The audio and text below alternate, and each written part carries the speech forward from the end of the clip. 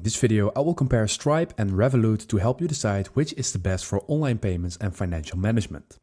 So I've been using both of them for the last 3 years, so I think I can tell you everything that you need to know in order to make a decision which one is best for you. So I will divide this video into certain topics, and we're going to start off with a platform overview. And after that, we're going to take a look at the pricing and fees, ease of use, and we're going to make a final verdict. So let's dive into the video right now by highlighting the platform overview. So let's start off with Revolut. Revolut is a digital banking platform offering multi-currency accounts, international transfers, and business financial tools. And Stripe, on the other hand, is a global payment processor designed for businesses to accept online payments with advanced API integrations. And Stripe is not only designed for businesses, but is also usable for day-to-day banking. And let's move on to the pricing and the fees. Well, Stripe charges transaction fees starting at 2.9% plus $30 per card payment with additional costs for international transactions.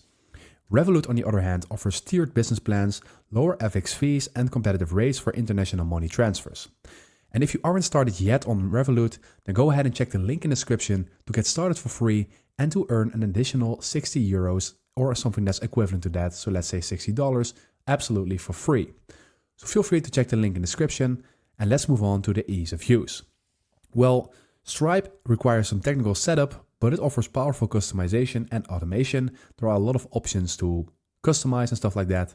And Revolut, on the other hand, is a user-friendly app with instant access to accounts, transfer, and expense tracking.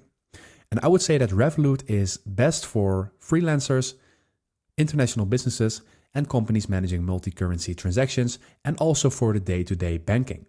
And I would say that Stripe is best for e-commerce businesses, SaaS companies, and developers needing flexible payment solutions. So let's make a final verdict between Stripe and Revolut.